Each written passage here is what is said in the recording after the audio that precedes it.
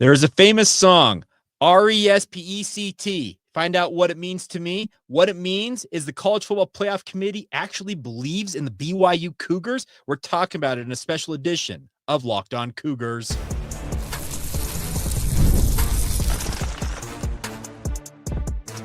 You are Locked On Cougars, your daily podcast on the BYU Cougars. Part of the Locked On Podcast Network, your team every day.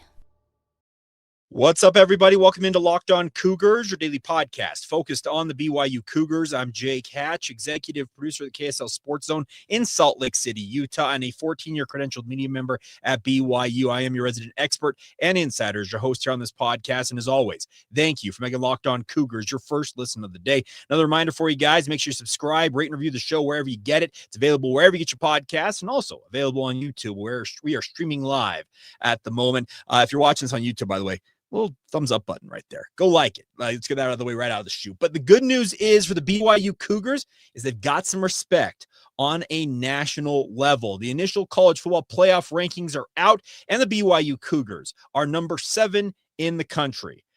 I got to say, I am somewhat floored that the College Football Playoff Committee actually, maybe has watched BYU and has seen what they have done on the field and comeback wins over the likes of Iowa State, head-to-head wins over their arch rival Utah. And they have said, you know what, BYU, they're pretty darn good. Let's rank them accordingly. And they're 7th in the country. Their opponent this week, Texas Tech, ranked 8th. And then those Utah Utes ranked 13th. The Big 12 as a whole, despite only having 3 teams in the top 25 in these initial rankings, actually very, very well placed. I'm not saying that the College Football Playoff Committee has had an axe to grind against BYU in the past, but I'm also not saying that. Here's the thing. You go back to the 2020 season. Remember that pandemic plagued season that BYU was playing anybody and everybody that they could. And for some reason, the College Football Playoff Committee made every excuse under the sun to excuse BYU's accomplishments that season with Zach Wilson at the helm of that team. Even as recently as last year, BYU fought their way up to as high as number 6. And then I don't remind you guys that when they lost to Kansas, the College Football Playoff Committee dropped them like a stone. And they go from like 6 to like 14. It was like, yeah, see, we didn't believe in you. And they made all the excuses once again to leave BYU out of the college football playoff last year, despite having a head-to-head win over the SMU Mustangs.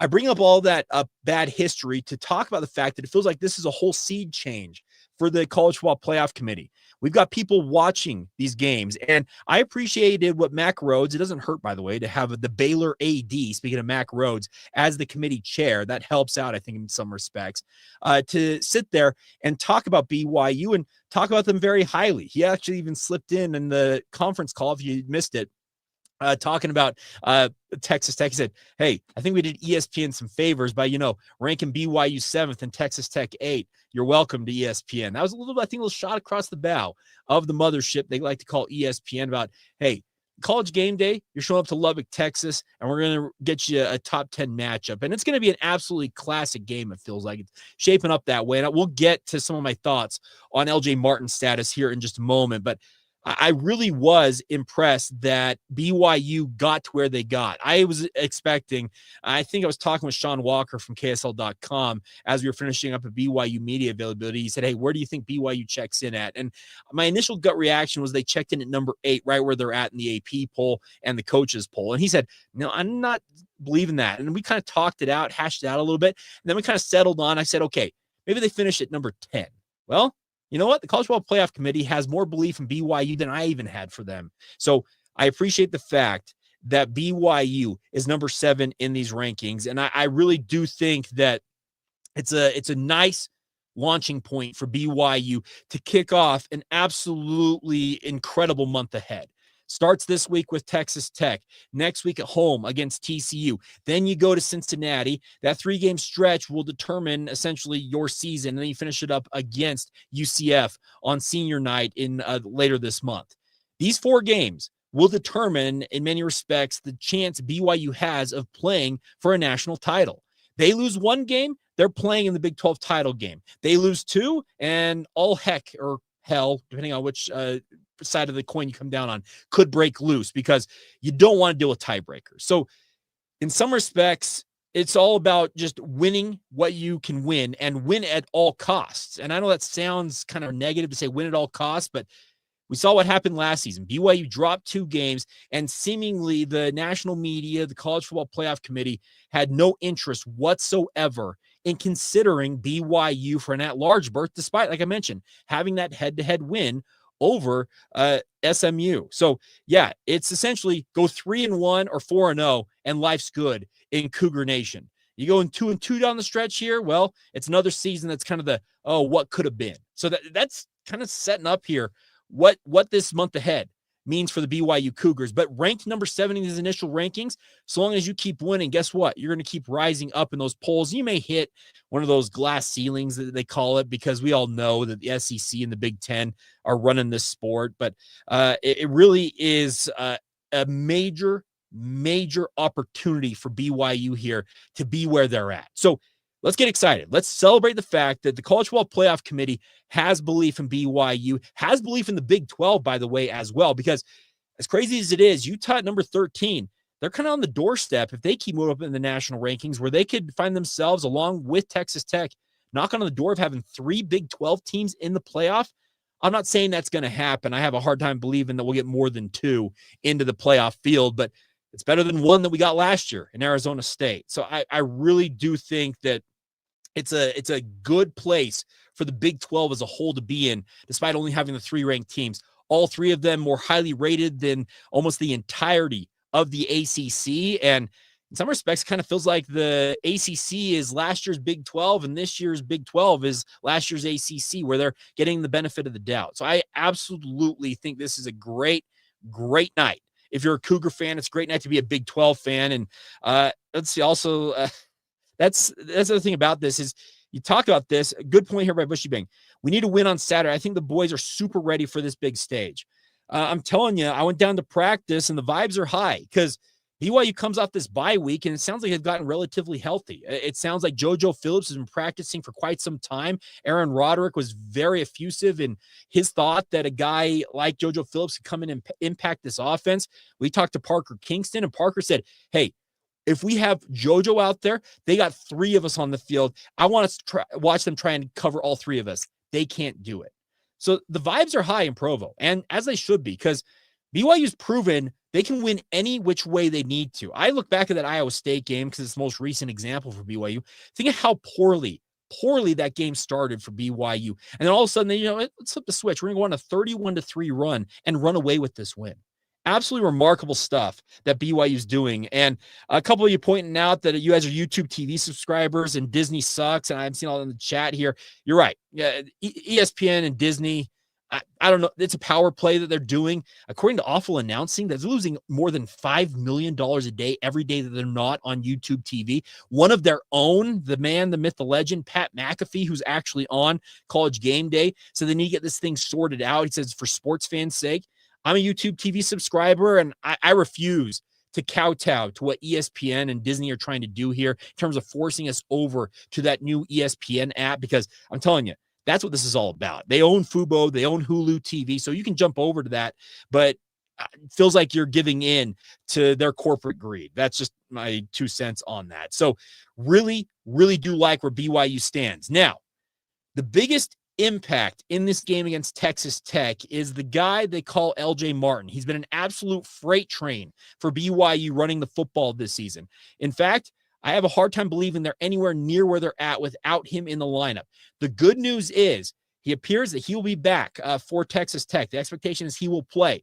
The question that I have is how effective can he be depending on what his role is, and we'll discuss that coming up next right here on Locked On Cougars.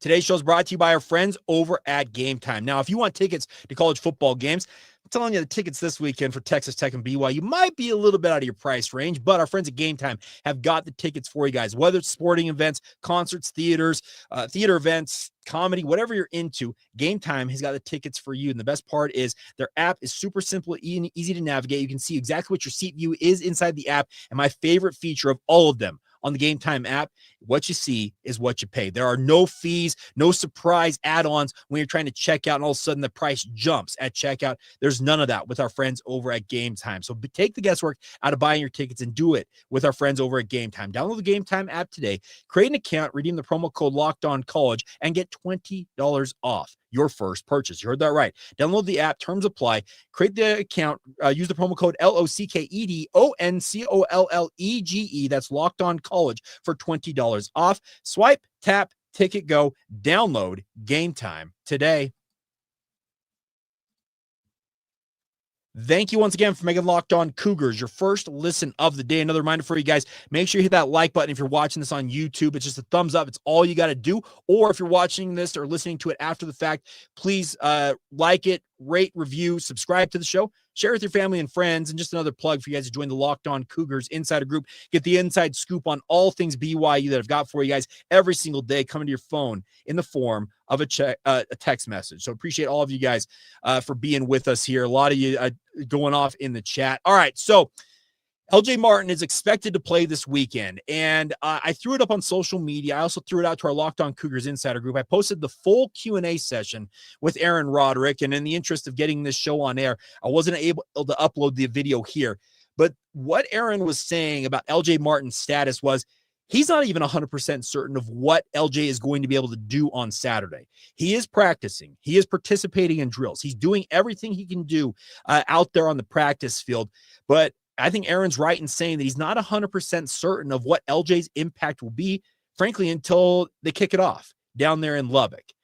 I am hoping that LJ kind of does what Jack Kelly did, because remember, Jack Kelly, when he was helped off the field, remember, his arm was completely immobilized by the trainers. And I was like, oh, bleep. All of a sudden, it felt like Jack Kelly, the air went out of the stadium, and it was like, well, how long is he going to be out for? And there was initial concern he might be out for the season. Well, all Jack did was brace it up. He's wearing that kind of that harness, that black armband. You probably have seen it. It helps stabilize your shoulder and keep it from dislocating. And that's the thing about this is Jack Kelly, he has proven his BMX tough guy moniker about 1,000 times over. He's out there playing, and I'm hoping the same type of impact is felt by LJ Martin. Is Jack Kelly near 100% right now? No, he's not. But what he's doing, he is still playing ball. And that's a good point by Tyler, because I also suspect this. Jack Kelly had to have 2 shoulder harnesses because he did leave that game against Iowa State, actually, after the game with a sling on the other arm. You know what? This is college football. And Jack Kelly might be one of the toughest you-know-whats I have ever seen play football. And all he does is get after it. So I bring up Jack Kelly in the hopes that we see kind of the offensive counterpart to that in LJ Martin, where, yeah, LJ is going to be banged up. He has been banged up. Leaving that game against Iowa State did not look good because he takes off the pads almost immediately, goes back to the locker room, gets the x-rays, and you're like, oh, geez, what in the world happened now? And let's also be honest. He's had injury concerns in the past that knocked him out for long stretches. The high ankle sprain against SMU last year that really precluded him from being anywhere near 100% the rest of the year a season ago. He had injuries as a freshman in 2023 as well. So the biggest thing I hope for a guy like LJ Martin is he goes out there, he gets maybe a numbing shot in that shoulder, and he goes out there and balls out. Because anything LJ can offer, even if he's at 75, 80, 85% of what he typically is, it appears in my book to be better than any other options on BYU's roster at running back right now. And that's nothing against Preston Rex, Enoch Nawahine, and or Jovessa Damuni, because I will also say this, Sione Moa ain't playing this week. I can say that flat out. He is not playing this week. So I think the combination of the other running backs are going to have to be able to step in and make up, I think, for what LJ may be lacking. Maybe that's some pass pro and the like. But you can get that out of guys like Enoch Nawahine and Preston Rex in theory. What I like about Preston Rex, for example, at running back is he's not a between the tackles runner. That's just not his forte right now as a running back. He's a guy you use in the passing game, getting him out on some arrow routes, some swing routes out of the backfield, and let him play in space. He's a wide receiver growing up who played safety at BYU before going back to offense. And I do think that it's a fun thing to think about him being used in a different way than what you use LJ Martin for. LJ is that bell cow. He is the guy who puts his nose down, grinds out 4 or 5 yards, and heaven forbid he breaks a tackle in that inside zone or outside zone and grinds out 9, 10, 11 yards on those carries. And while you may not get, 150-yard performance out of him, if you can get anywhere near 100 yards against Texas Tech, that's more than enough for considering what BYU is going up against in this Texas Tech defense. This Red Raiders defense, I don't mind saying this, they're the best defense in the Big 12 by a good margin, and I think they are the best top to bottom team BYU has faced this year. They are absolutely legit, and I do think that LJ's impact, no matter how much of a hit you may take with regards to his health status, kind of downgrading what he can offer, it's better than any other option you have on the roster right now. So the fact that he's going to go out there and play ball, mad respect to him, because much like Jack Kelly, you need him out there. You need him playing as best he possibly can be. So I do think that the other running backs, because I think Enoch Nawahine, who Aaron Roderick said has been banged up, but the bye week served him well. He's kind of that downhill if you need 1 or 2 yards. Yeah, you have him put his head down and grind out those 1 to 2 yards. Preston Rex, use him on passing downs. And Aaron Roderick continues to say that Jovessa Damuni is a weapon. We have not seen him play since he fumbled. Was that 3 or 4 weeks ago? Maybe this is the week that Jovessa Damuni finally gets himself out of the doghouse and onto the field, and we get to see what I have heard is very, very phenomenal straight line speed in his ability to kind of be a different back in terms of attacking the edges of a defense. So that versatility, I think, could play it. And I think one of you just mentioned that versatility here. Let's see. Braden. I like each running back has different strengths, offers us a lot of versatility. Aaron Roderick's going to have to go deep into his bag of tricks and show us what he's capable of in terms of his ingenuity as an offensive play caller. And spare me your takes on him as a play caller. Aaron Roderick has redeemed himself multiple times over this season, notwithstanding the fact that he's developed Bear Bachmeier into an absolute weapon. And that's also the other key factor in the rushing game is, you're going to run Bear Bachmeier. It's just part of BYU's offense right now. And Bear Bachmeier relishes the opportunity to run. That's why he wears the number 47. He played linebacker and running back growing up. So I think that you're going to see a lot of fly sweeps, guys like Parker Kingston, Cody Hagan. This is a very, very good point here by Tyler Bell. We got to see the tornado reverse again. Get Cody Hagan in space, and with guys like Carson Ryan blocking in front of him, I'm all for that. Use that bag of tricks. We all know that BYU has it in the playbook. Let's see it debuted to help lessen the load on LJ Martin, because I'd fully expect that he's going to be nowhere near 100%. But him, I said 80%, 75%, it's good enough. And I respect the fact that this kid understands the moment BYU is in right now. He understands the stakes the Cougars are up against. And if he can go out there and play ball, I'm all for it. So this should be an interesting week. It's going to be an extremely difficult week. And by the way, if you're paying attention to the lines out there, I pulled this up right before I went live. You know what the impact of LJ Martin is on the FanDuel odds for BYU in this game? Because before LJ Martin's announcement he was going to play, it was 10.5 point underdogs for BYU, despite being a higher ranked team going to Lubbock. The impact of LJ Martin's return to action is a grand total of, count it, 1 point. As BYU is recording of this special edition, is a 9.5 point underdog. I still believe BYU can cover that spread, and I will have a score prediction for you as the week progresses. I continue to kind of go back and forth on this game.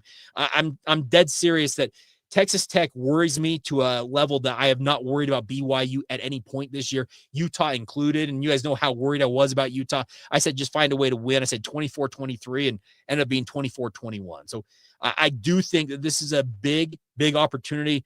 And it's nice to have a weapon like LJ Martin going out there, even if he's in a little bit of a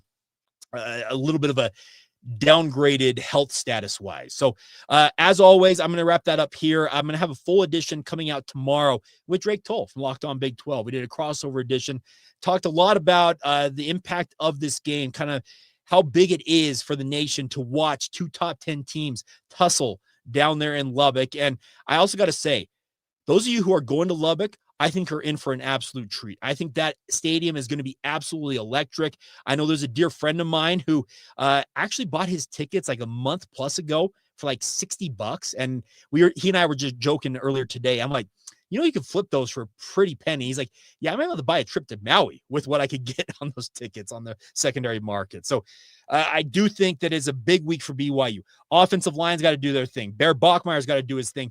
But having LJ Martin in the lineup, to sum it up, that is absolutely awesome for BYU. And the fact that the College Football Playoff Committee believes so highly in the Cougars also should engender some confidence and Cougar Nation, the BYU can hopefully go out there and show us what they're made of against the Texas Tech Red Raiders. So as always, please subscribe, rate, and review. Even as we wrap up the show, go down right here, click that like button, thumbs up, give us a thumbs up, helps the algorithm obviously and build this audience. But as always, you guys are absolutely awesome. We'll be back in the morning, bright and early. Myself and Drake Toll, crossover edition with Locked On Cougars, and as he likes to say, Dose Grande. So until then, have a great rest of your night, everybody. Thank you for tuning in, making Locked On Cougars your first listen of the day, and come back tomorrow and be an everydayer right here on the Locked On Cougars podcast.